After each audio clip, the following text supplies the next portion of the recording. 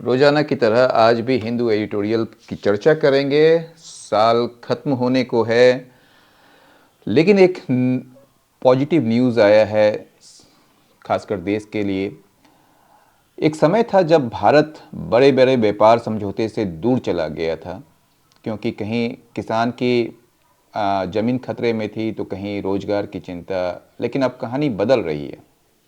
दक्षिण प्रशांत का एक छोटा सा देश न्यूजीलैंड और भारत दोनों ने मिलकर एक ऐसा मुक्त व्यापार समझौता यानी कि एफटीए किया है, जो सिर्फ माल का ही नहीं, इंसानों का समझौता भी है।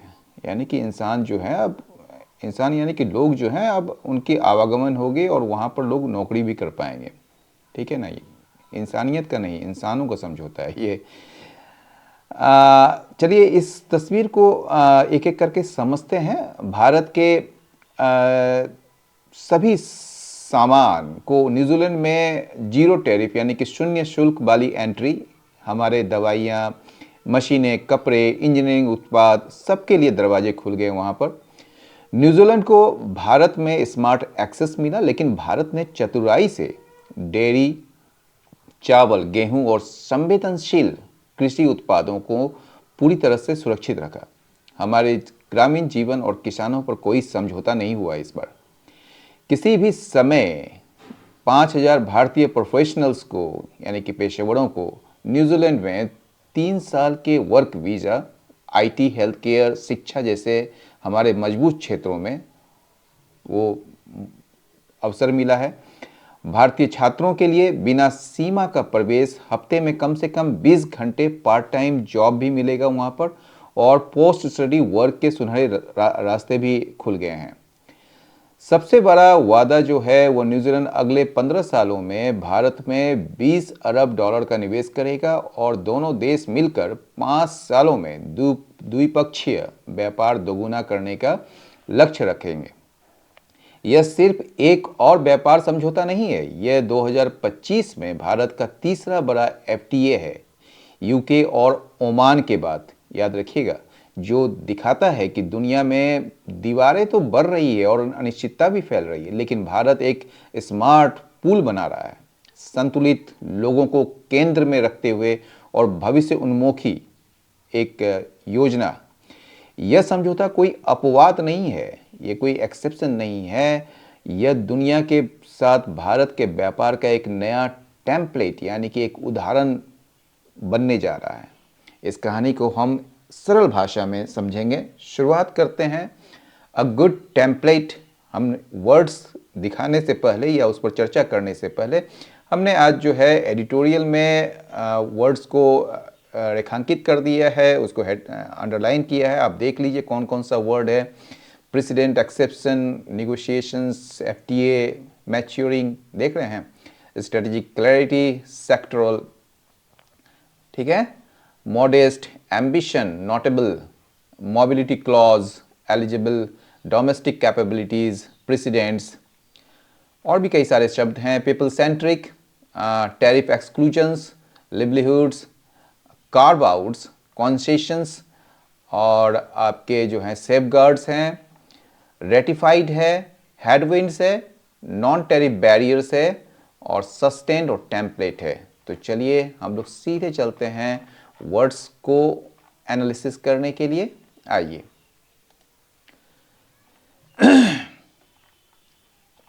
देखिए पहला शब्द जो है वो है प्रेसिडेंट, है ना। प्रेसिडेंट का जो मतलब होता है, एक उदाहरण आप तय करते हैं भविष्य के लिए, जिसको आप एग्जाम्पल कह सकते हैं, मॉडल कह सकते हैं, बेंचमार्क, पैटर्न, इसका एंटो हो जाएगा, एक्सेप्शन, अपवाद, या डिविएशन, एनोमैली कह सकते हैं, इरेगुलरिटी, अनियमितता। एक्सेप्शन का मतलब होता है एक चीज जो नियम से अलग हो, अपवाद हो, जिसको आप इसका जस्ट उल्टा कह सकते हैं। प्रेसिडेंट का उल्टा एक्सेप्शन जो है एनोमैली हो गया, आउटलियर हो गया, रेयरिटी हो गया, आपका डिविएशन, ये आपका एक्सेप्शन का साइन हो है, और इसका एंटो है rule, norm, standard, president. FTA तो जानते ही हैं कि मुक्त व्यापार समझौता होता है, जिसमें जो है ट्रेड बैरियर्स को कम किया जाता है, जिसमें ट्रेड पैक्ट हो गया, ट्रेड डील हो गया, इकोनॉमिक एग्रीमेंट हो गया, बायलैटरल डील हो गया, और इसका एंटो जो होगा वो ट्रेड बैरियर होगा, टैरिफ वॉल होगा, प्रोटेक्शनिज्म होगा, रेस्ट्रिक्शन होगा।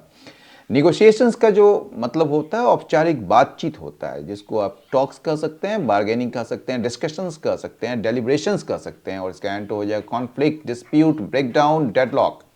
मैच्योरिंग का मतलब, मैच्योर तो जानते हैं कि आप मैच्योर हैं या नहीं, यानी कि परिपक्व होना, developing, evolving, advancing, progressing, segmental. ठीक, सेगमेंटल नहीं, सेगमेंटल तो सेक्टरल का है, प्रोग्रेसिंग तक ही है। ठीक है। और इसका जो एंटो होगा immature, naive, under developed, raw. Sectoral का जो होता है क्षेत्र से संबंधित, सेक्टर से संबंधित।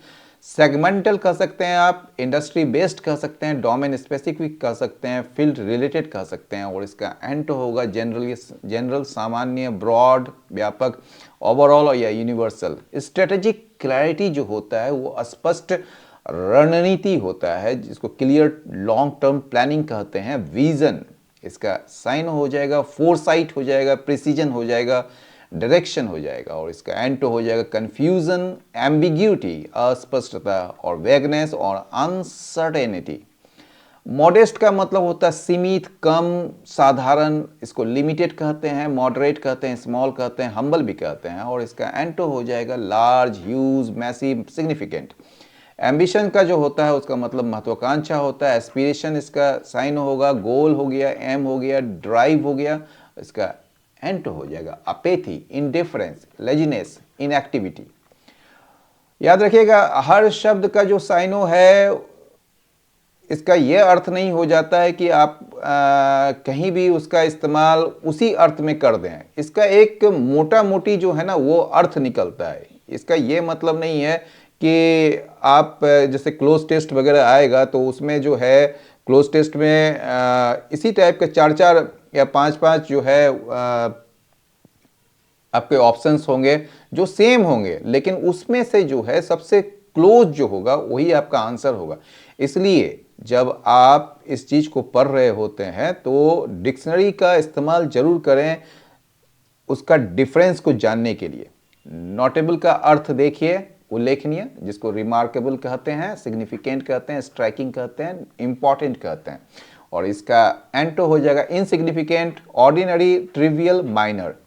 मोबिलिटी क्लॉज में क्या होता है कि लोगों का आवागमन, जिसमें कहा जाता है कि श्रमिक आवागमन प्रावधान, movement provision, visa clause, migration rule, access clause, restriction, ban, prohibition, barrier. इसका एंटो हो जाएगा एलिजिबल यानी कि क्वालिफाइड, योग्य जिसको कह सकते हैं, qualified, entitled, fit, permitted.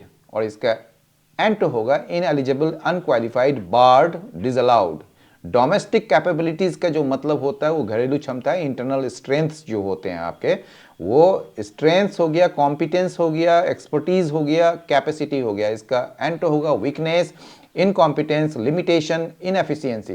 Presidents का जो मतलब होता है पहले से कोई चीज का उदाहरण देते हैं, जो example, instances, models, cases, exception, deviation. ये दोबारा से मेरे ख्याल से आ गया, ये ऊपर भी चर्चा किए हैं। अनकैप्ड, अनकैप्ड जो है बिना सीमा के, अनलिमिटेड जिसको कह सकते हैं, ओपन इंडेड, बाउंडलेस, फ्री। और इसका जो अनकैप्ड का एंटो हो जाएगा limited, capped, restricted, controlled.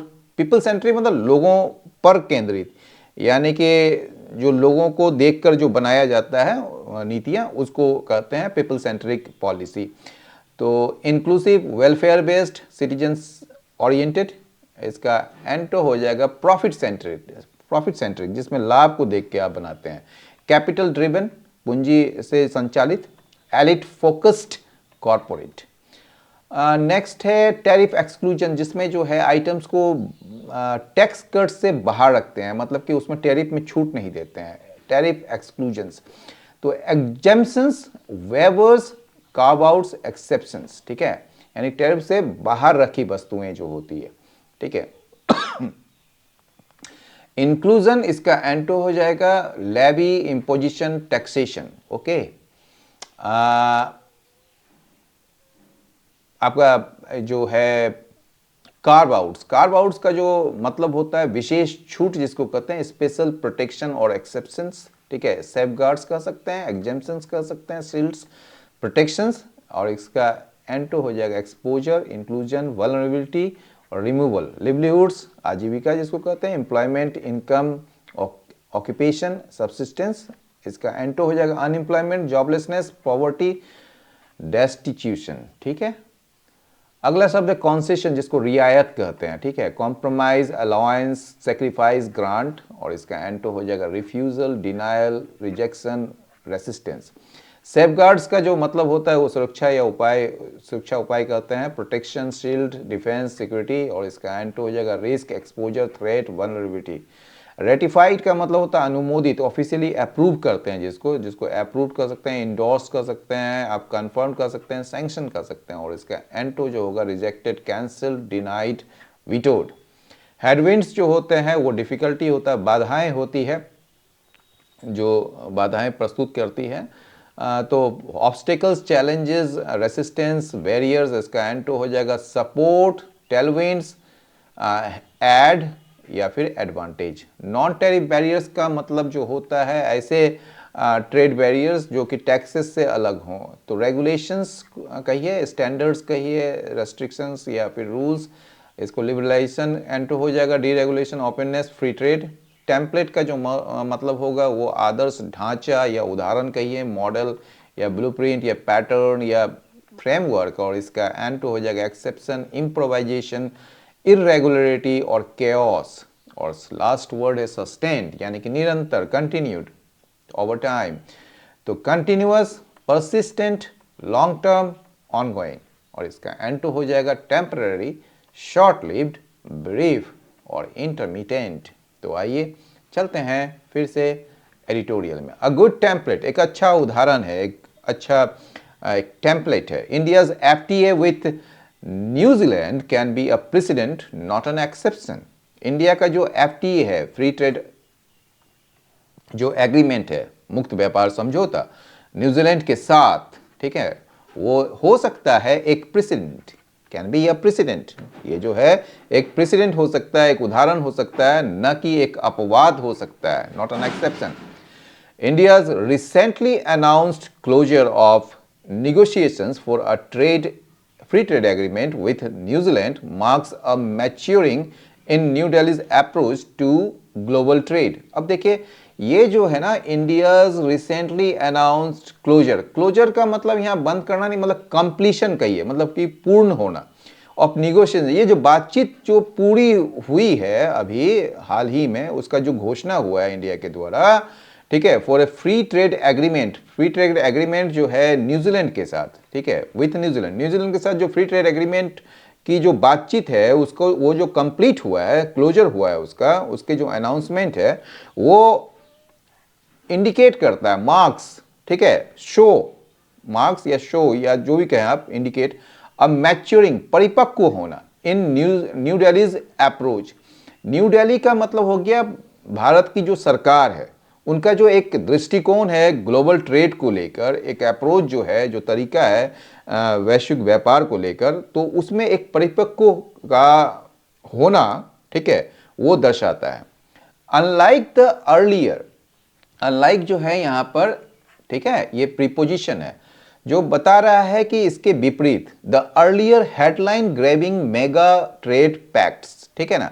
Headline grabbing मतलब जो सुर्खियों को बटोरने वाला या सुर्खियों में रहने वाला, मेगा मतलब विशाल, ट्रेड पैक्ट्स मतलब बड़े बड़े जो ट्रेड पैक्ट्स हुए थे पहले मतलब अर्लियर, उसके विपरीत जो है अनलाइक मतलब उसके विपरीत दिस एग्रीमेंट, यह जो एग्रीमेंट है, यह समझौता जो है, हैज बीन निगोशिएटेड, इसमें जो बातचीत की गई है, इसमें बार्गेनिंग जो किया गया है, from a position of sectoral caution, यानी कि सेक्टर पर ध्यान रखते हुए किया गया है, यानी कि कौन सा सेक्टर आपका मजबूत है, कौन सा सेक्टर आपका अभी कमजोर है, कौन सा सेक्टर को क्या फायदा होगा इससे, कौन सा सेक्टर को क्या नुकसान होगा इससे, तो उस पोजीशन से इसको जो है निगोशिएट किया गया है एंड स्ट्रेटेजिक क्लैरिटी से, और जो रणनीतिक जो स्पष्टता है, यानी कि आपकी रणनीति कैसी होनी चाहिए, उसको देखते हुए इस बार जो है ये एग्रीमेंट को किया गया है, इस पर बातचीत की गई है।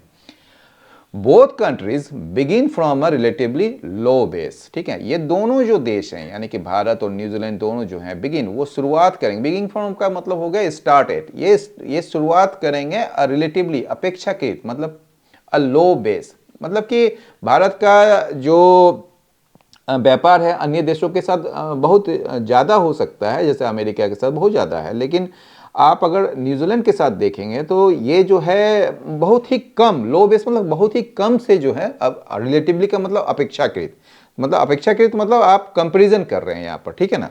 तो अपेक्षाकृत ये कम लेवल से जो है ये शुरू करेगा।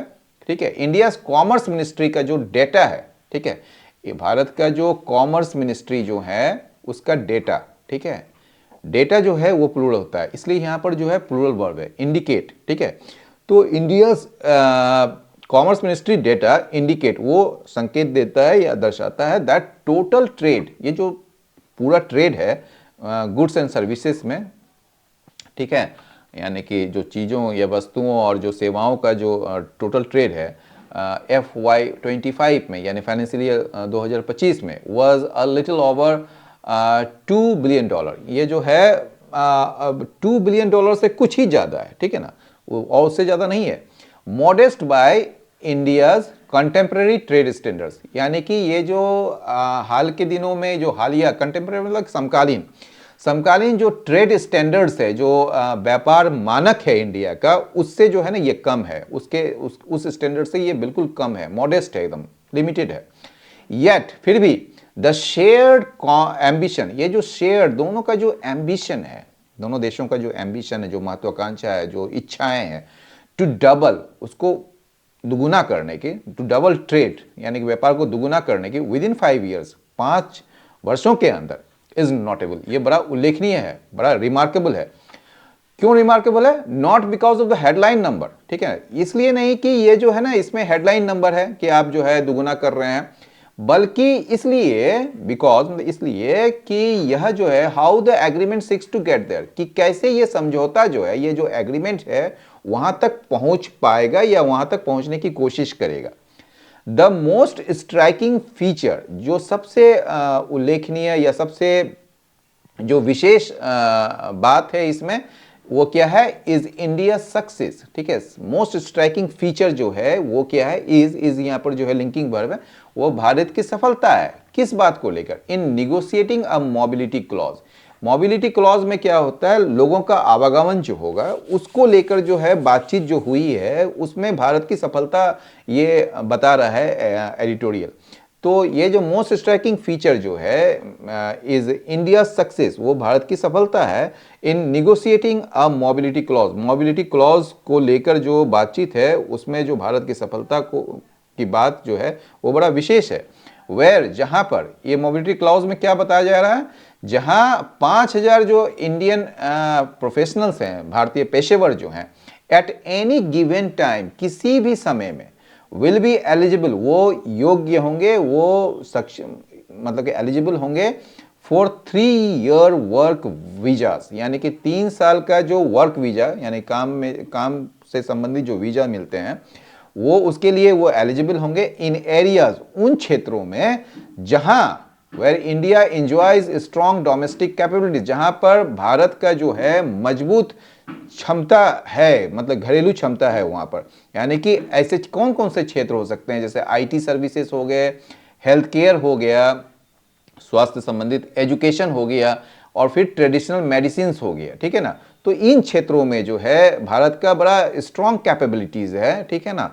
तो ऐसे क्षेत्रों में इनको जो है 3 साल का जो है वीजा, वर्क वीजा मिलेगा, उसके लिए ये सक्षम या योग्य हैं, ठीक है।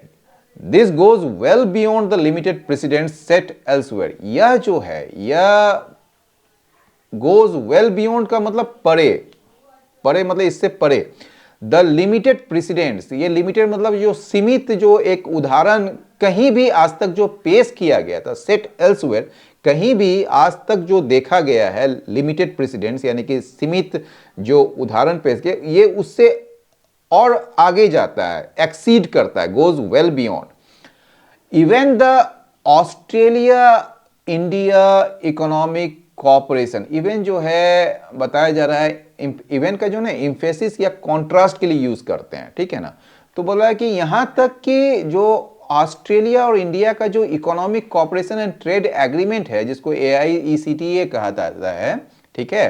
तो ऑस्ट्रेलिया और भारत का जो आर्थिक जो सहयोग और व्यापार समझौता है, वो केवल ये प्रावधान करता है, केवल ये प्रोवाइड करता है for 1000 working holiday visa annually. एक साल में जो है, यानी कि एक वर्ष में आपका 1000 ही वर्किंग हॉलीडे का जो है वो वीजा प्रदान करता है। इसमें यह प्रावधान है विच अलाउ, जिसमें जो है यंग प्रोफेशनल्स को अनुमति होती है या अलाउ करता है, या उसको एक तरीके से वो कर सकता है to work short term typically in hospitality और सर्विसेज, ठीक है। या तो सेवा के क्षेत्र में या हॉस्पिटलिटी के क्षेत्र में। हॉस्पिटलिटी जैसे रेस्टोरेंट हो गया, जैसे आपका होटल हो गया, तो ऐसे क्षेत्रों में जो है वो एक साल के लिए जो है उनको, मतलब एक साल में, एक वर्ष में जो है 1000 वर्किंग हॉलीडे वीजास मिलता है, ठीक है ना, एनुअली, ठीक है। वाइल ट्रैवलिंग, जब वो ट्रैवलिंग भी कर रहे होते हैं, यानी कि वो वहाँ पर क्या कहते हैं, आपको यात्रा भी कर रहे होते हैं या उनका मजा भी ले रहे होते हैं, तो वो वहाँ पर 1000 वर्किंग हॉलीडे वीजास उनको मिलता है, ठीक है। Read alongside New Zealand's decision to allow uncapped entry of Indian students into higher education institution and a minimum 20-hour weekly part-time work entitlement. The agreement creates a deeper people-centric economic bridge. देखिए कितना अच्छा ये वाक्य है, इसको समझने की कोशिश कीजिए। यहाँ पर यहाँ तक ये वाक्य है। रीड का मतलब पढ़ना नहीं है, ये मतलब होता है कंसीडर करना। ये जो है ना पैसिव में है, यानी कि इट इज रेड। तो रीड अलोंगसाइड न्यूजीलैंड, ये जो है एक तरीके से आपको इंपेरेटिव सेंटेंस है, यानी कि न्यूजीलैंड का जो डिसीजन है, जो आपको जो निर्णय है to allow uncapped entry. Uncapped मतलब असीमित जो प्रवेश देने का जो डिसीजन है न्यूजीलैंड का इन भारतीय छात्रों को, किसमें, इनटू हायर एजुकेशन इंस्टीट्यूशन में, ठीक है ना। जो हायर एजुकेशन इंस्टीट्यूशन में मतलब कि उच्च शिक्षा जो संस्थाएं होती है, तो उसमें जो है भारतीय छात्रों को प्रवेश देना, असीमित प्रवेश देना, ठीक है, वो उसको लेकर जो न्यूजीलैंड का जो डिसीजन है। और क्या है, और देखिए, a minimum 20 hour work, hour weekly part time work, ठीक है, इंटाइटलमेंट। कम से कम जो है ना 20 घंटे का सप्ताह में पार्ट टाइम वर्क भी मिलेगा उसको। एंटाइटलमेंट तो किसी चीज के लिए अधिकृत होते हैं, ठीक है। तो इसको देखते हुए, इस पर विचार करते हुए, यह जो एग्रीमेंट है, द एग्रीमेंट कॉमा के बात है ना, द एग्रीमेंट क्रिएट्स, ये जो है ना ये बनाता है एक डीपर, एक गहरा पीपल सेंट्रिक, यानी कि लोगों को देखते हुए जो निर्णय ली जाती है, इकोनॉमिक ब्रीज। इकोनॉमिक ब्रीज का मतलब हो गया, ब्रीज का मतलब यहाँ पर रिलेशनशिप, एक संबंध बताती है, ठीक है ना, सेतु बनाती है, एक आर्थिक जो है ना एक संबंध बनाती है। On tariff exclusion, tariff exclusion में देखें ऐसे चीज जो एक्सक्लूड कर दिए जाते हैं, मतलब उसको बाहर रखे जाते हैं, मतलब कि टैक्स कट से, ठीक है। नियरली 30% ऑफ इंडिया टैरिफ, यानी कि लगभग, नियरली मतलब ऑलमोस्ट 30% जो है भारत का टैरिफ लाइंस जो है हैव बीन कैप्ड आउट, उसको जो है ना बाहर रखा गया है। रिफ्लेक्टिंग, जो दर्शाता है हार्ड वन कार्व आउट्स, ठीक है ना। हार्ड वन मतलब बहुत मेहनत से जो जिसको प्रोटेक्स, मतलब कि जिसको एक तरीके से जिसको प्रोटेक्शन दिया जाता है, कार्व आउट्स मतलब उसको एक तरीके से अलग रखा गया, जो hard one carve outs to protect rural livelihoods, ताकि जो है ग्रामीण आजीविका को जो है ना उसको प्रोटेक्ट किया जा सके। ये बताता है, मतलब ये जो 30% का जो इंडिया का टैरिफ लाइंस जो है जिसको कि बाहर रखा गया है, ये बताता है या दर्शाता है कि हार्ड वन कार्व आउट्स जो है टू प्रोटेक्ट, ताकि जो है उसको ग्रामीण जो आजीविका है, जो रोजगार है, उसको प्रोटेक्ट किया जा सके। डेयरी प्रोडक्ट्स, जिसमें जो है दूध से संबंधित जो आपका उत्पाद है, एनिमल प्रोडक्ट्स यानी कि जो मांस वगैरह या जो भी मतलब कि जो एनिमल से जो बनते हैं products, other than sheep meat यानी कि शिप मीट को छोड़कर, भेड़ के मांस को छोड़कर जो जितने भी एनिमल प्रोडक्ट्स हैं उसकी बात है। एंड सम वेजिटेबल प्रोडक्ट्स, और कुछ जो है ना वेजिटेबल प्रोडक्ट्स भी हैं, हैव बीन एक्सक्लूडेड, उसको जो है अलग कर दिया गया है। This is know small concession, ये छोटा मोटा कोई एक रियायत नहीं है, एक बड़ा रियायत है। गिवन दैट, इस गिवन दैट का मतलब समझिए, कंसिडरिंग दैट यानी कि इस बात को देखते हुए कि डेयरी जो है वहां पर, यानी कि दूध का जो उत्पादन होता है वहां पर, या दूध का जो दूध से संबंधित जितने भी उत्पाद जो बनते हैं वहां पर, अकाउंट्स फॉर रफली a third of New Zealand global exports, यानी कि न्यूजीलैंड के द्वारा जो निर्यात की जाने वाली जो चीजें होती है उसका 1/3 जो है ना डेयरी प्रोडक्ट्स ही होते हैं। तो डेयरी प्रोडक्ट्स जो हैं वो 1/3 न्यूजीलैंड का ग्लोबल एक्सपोर्ट्स का 1/3 है। फिर भी जो है भारत में ये चीज जो है उसमें टैरिफ्स में शामिल नहीं किया गया है, और इसलिए बता रहा है कि ये कोई स्मॉल कॉन्सेशन नहीं है, ये एक बड़ा कॉन्सेशन है, एक बड़ी रियायत है, एक बड़ी उपलब्धि है। The absence of similar safeguards, इस तरह का जो और भी जो सिमिलर मतलब समान सेफगार्ड्स हैं, यानी कि जो उससे संबंधित जो सेफगार्ड्स हैं, सेफगार्ड्स का मतलब होता है कि आप जिसकी आप क्या कर सकते हैं, जिससे आप जो है एक तरीके से उसको सुरक्षा देते हैं। वॉज ए की रीजन, एक बहुत ही महत्वपूर्ण कारण है। India exited the regional comprehensive economic partnership in 2019, यानी कि इसी वजह से ये जो सिमिलर सेफगार्ड्स जो पहले नहीं था, इसी वजह से जो है इंडिया जो है रीजनल कॉम्प्रिहेंसिव इकोनॉमिक पार्टनरशिप से 2019 में अलग हो गया था।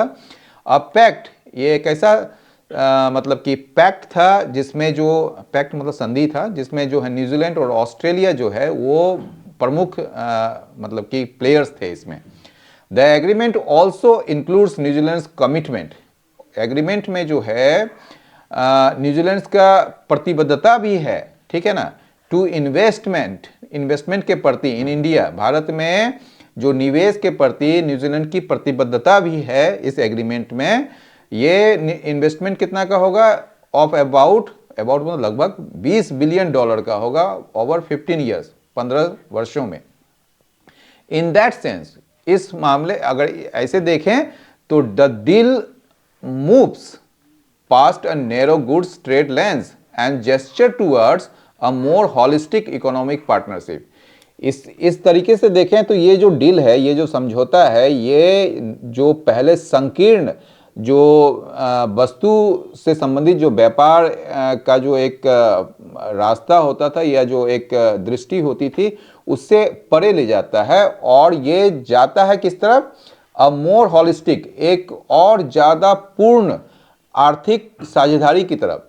इट रेटिफाइड, इफ रेटिफाइड, यदि इसको पुष्टि मिल जाती है, इसको अनुमोदन दे दिया जाता है न्यूजीलैंड के पार्लियामेंट के द्वारा, एज एक्सपेक्टेड, जैसा कि उम्मीद है, the agreement could come into force, तो एग्रीमेंट जो है ये क्या हो सकता है, लागू हो सकता है विद इन 7 मंथ्स, 7 महीने के अंदर। These are modest gains in the face of mounting global trade headwinds, ये बोला जा रहा है, एडिटोरियल कहता है कि ये जो मॉडेस्ट गेन है, ये छोटा मोटा, भले ये छोटा मोटा गेन्स है, in the face of mounting मतलब बढ़ता हुआ, ग्लोबल ट्रेड हेडविंड्स, ये जो वैश्विक व्यापार को लेकर जो कठिनाइयां आ रही है, जो परेशानी हो रही है, उसके सामने जो है ये छोटा मोटा या छोटा एक उपलब्धि है या गेन्स है, बट फॉर इंडिया, लेकिन ये भारत के लिए the real test lies ahead, लेकिन भारत के लिए जो टेस्ट है, यानी कि जो इसके लिए क्या कहेंगे, टेस्ट को आप हिंदी में अब हम अभी सामने आ नहीं रहा है, जो परीक्षा है, हाँ, जो परीक्षा है वो आगे है, यानी कि भविष्य में है। वो परीक्षा क्या है, ensuring the removal of non tariff barriers, यानी कि नॉन टेरिफ बैरियर्स जो होते हैं, नॉन टेरिफ बैरियर्स में क्या होगा, जैसे from recognition of Indian educational qualification to quality standards and rules of origin, ठीक है ना, यानी कि इसमें क्या है, जो भारतीय शैक्षणिक जो क्वालिफिकेशन होता है उसकी मान्यता होगी, फिर क्वालिटी स्टैंडर्ड्स जो भी यहाँ के प्रोडक्ट हों तो उसके क्वालिटी स्टैंडर्ड्स की मान्यता होगी, फिर रूल्स ऑफ ओरिजिन जो होगा, ठीक है, उसके लेकर। तो ये सारे जो है ना नॉन टैरिफ बैरियर्स हैं। तो इसमें जो है ना ये नॉन टैरिफ बैरियर्स को भी हटाना है, ये सुनिश्चित करना है, ठीक है ना। इंश्योरिंग का मतलब सुनिश्चित करना है, और यही परीक्षा है भारत के लिए। तो ensuring the removal of non tariff barriers, ये बैरियर्स के बाद जो ये डैश जो देख रहे हैं इस दोनों के बीच, ये बता रहा है ये नॉन टैरिफ बैरियर्स क्या है। तो नॉन टैरिफ बैरियर्स है from recognition of Indian educational qualification to quality standards and rules of origin, ठीक है। एंड एक्टिवली परसुइंग नहीं है, पॉपुलराइजिंग, और एक्टिवली मतलब सक्रिय रूप से जो है ना इसको पॉपुलराइज करना, लोकप्रिय बनाना इस एग्रीमेंट को अमंग सेक्टर्स, उन सेक्टरों में, उन क्षेत्रों में जो बेनिफिट के लिए तैयार बैठे हैं। पॉइज्ड का मतलब उस चीज के लिए वेटिंग फॉर समथिंग, तो poised to benefit that sustain patient, यानी कि यह जो लगातार, पैशेंट यानी कि धैर्यपूर्ण वर्क, ठीक है ना। तो ये जो लगातार या निरंतर धैर्यपूर्ण जो वर्क है, विल डिटरमिन, वो निर्धारित करेगा, वो whether this FTA becomes a template, कि क्या यह जो एफटीए है वो टेम्पलेट बन पाएगा, उदाहरण बन पाएगा, इसके बजाय कि एक्सेप्शन बन जाए ये, यानी कि अपवाद बन जाए। तो यह था भारत और न्यूजीलैंड एफटीए की पूरी कहानी। एक ऐसा समझौता जो सिर्फ व्यापार के आंकड़ों की नहीं बल्कि लोगों, रोजगार, शिक्षा और किसानों की सुरक्षा की भी बात करता है। यह सौदा बताता है कि भारत अब न तो जल्दबाजी में समझौते करता है, न ही अपने हितों से समझौता, बल्कि संतुलन, रणनीति और सावधानी के साथ आगे बढ़ रहा है। तो असली सवाल यही है, क्या यह समझौता आने वाले एफटीए के लिए मॉडल बनेगा या फिर एक अपवाद बनकर रह जाएगा? इसका जवाब समय देगा, लेकिन तैयारी आज से शुरू करनी होगी। अगर आपको ये विश्लेषण उपयोगी लगा हो तो वीडियो को लाइक करें, अपनी राय कमेंट में लिखें, और ऐसे ही द हिंदू एडिटोरियल की सरल व्याख्या के लिए चैनल को सब्सक्राइब जरूर करें। धन्यवाद। अगले वीडियो में फिर मिलेंगे।